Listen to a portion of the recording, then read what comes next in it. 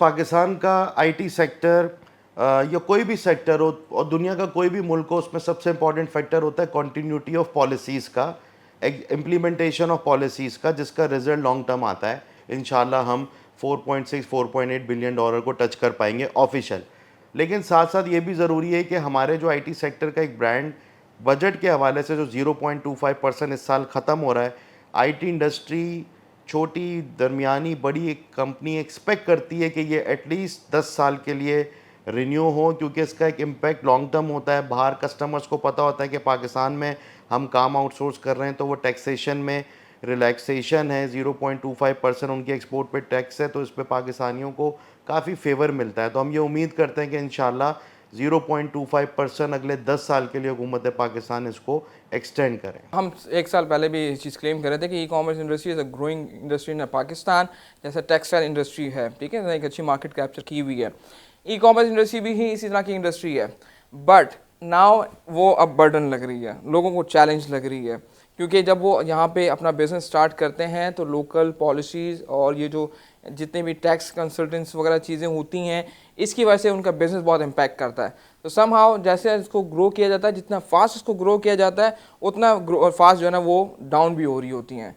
तो we are looking forward कि जी इसमें इस नंबर को बढ़ाने में गवर्नमेंट का सपोर्ट चाहिए, ताकि आने वाले इकोनॉमी में जब टेक्सटाइल इंडस्ट्री जैसा सपोर्ट करती है, ई कॉमर्स इंडस्ट्री भी जो है सपोर्ट करेगा। सबसे बड़ा मसला है इस वक्त रिमोट वर्कर्स का, जो कि डिफ्रेंशिएट नहीं कर पा रहे कि फ्रीलांसर्स भी रिमोट वर्कर्स बन सकते हैं। फ्रीलांसर्स को टैक्सेशन में बहुत आसानी है, से 1% में होता है।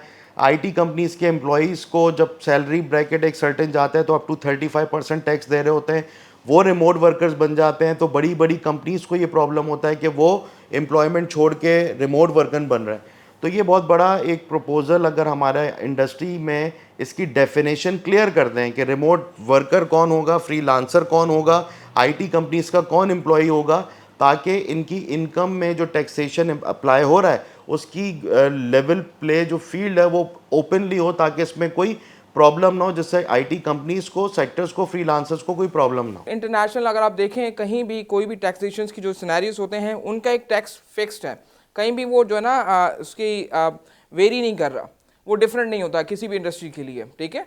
अगर आप ऑटोमोबाइल्स की तरफ चले जाएं, आप क्लोथिंग की तरफ चले जाएं, या आप किसी भी इलेक्ट्रिक आइटम्स की तरफ चले जाएं, आपको वहाँ पे टैक्स में इतनी फ्लैक्चुएशन नज़र नहीं आएगी, लाइक 1% और 2% डिफरेंस के अलावा। बट पाकिस्तान में क्या होता है कि जी अगर आप टैक्स के लिए आ रहे हैं, सबसे पहले 200% तो आपको गाड़ियों का टैक्स पे करना है। लाइक ये कितना बड़ा टैक्स है, आप रिलीफ कहाँ दे रहे हैं? आपके मुल्क में गाड़ियाँ आ रही हैं, आपके मुल्क में लोग पेट्रोल कंज्यूम करेंगे, इट्स अ लॉन्ग जर्नी। अगर इस चीज़ को सोचा जाए तो आप पेट्रोल पे भी एक्स्ट्रा टैक्स लगा के बैठ चुके हैं।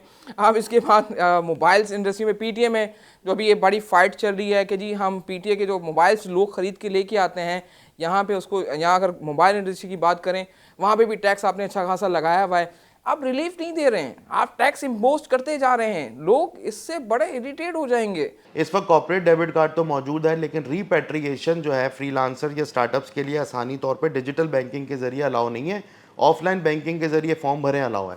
यही बहुत सारे फ्रीलांसर्स और आईटी कंपनीज़ के पैसे इस वक्त वर्चुअल बाहर के उन अकाउंट्स में रखे हुए होते हैं जहाँ से बआसानी पैसे खर्च कर पाते हैं। तो इस वक्त अगर ये 4.6 या 4.8 बिलियन डॉलर इंशाल्लाह हम टच कर लेंगे, ये ऑफिशियल नंबर्स हैं एज पर स्टेट बैंक। हमारी एक्चुअल फिगर आराम से इस वक्त 10 बिलियन डॉलर की है एक्सपोर्ट, और उसकी वजह यह है कि उसमें एक फ्रीलांसर जब फ्री पैसे डिफरेंट चैनल के थ्रू, पाकिस्तान डॉक्यूमेंटेड चैनल के थ्रू वापस लाते हैं, तो वो होम रेमिटेंस में भी आते हैं। तो होम रेमिटेंस का भी एक हिस्सा फ्रीलांसर्स की मद में आईटी एक्सपोर्ट में आता है। फिर बहुत सारे लोग हमारे सैलरीज बाहर पे कर रहे होते हैं, तो बाहर कंपनीज अपना बड़े प्रोजेक्ट हासिल करने के लिए बाहर बैंक अकाउंट खोलती हैं, तो वहाँ पे उनके पैसे होते हैं। तो ऑल टुगेदर ये 10 से 12 बिलियन डॉलर तो इस वक्त हम कम से कम पाकिस्तान अल्हम्दुलिल्लाह कर रहा है। अगर हम 40% की बात करते हैं तो 40% में से बहुत सारे लोग अभी सर्वाइव कर रहे हैं इसमें। तो हम नंबर कैसे कमिट कर दें? हम तो क्लेम करते थे क्योंकि जब वो ग्रो कर रही थी, जब इनका टैक्स वगैरह इंप्लीमेंट नहीं हुआ था, बजट नहीं आया हुआ था, बहुत सारी चीज़ें बहुत सारी सस्टेन थी और बहुत ज़्यादा स्मूथली चल रही थी, लोग इसमें वाकई इन्वेस्ट कर रहे थे। बट वो कॉन्फिडेंट लॉस हो गया लास्ट ईयर से। अब देख अभी जो कभी का जो कॉन्फिडेंस है वो शेक ही हो रहा है।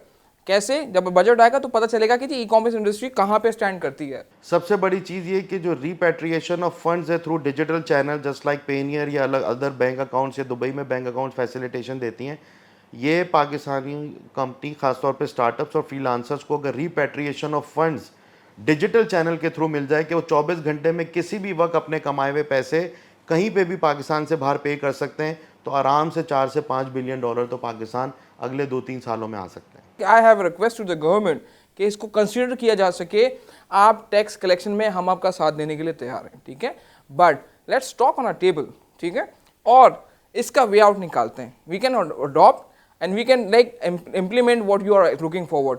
आप डिजिटल पेमेंट्स पे हमें सपोर्ट करें, आप पेमेंट गेटवे को यहाँ पे लॉन्च करें, जिसके थ्रू लोकल इंटरनेशनल पेमेंट्स के लिए जो लोग सर्वाइव कर रहे होते हैं, छोटे और बड़े बिजनेस के लिए चैलेंजेस होते हैं, उनको बहुत सारे चैलेंज फेस कर रहे होते हैं, वो हेल्प करें इसमें, तो आपको रिटर्न बैक बहुत अच्छा देंगे।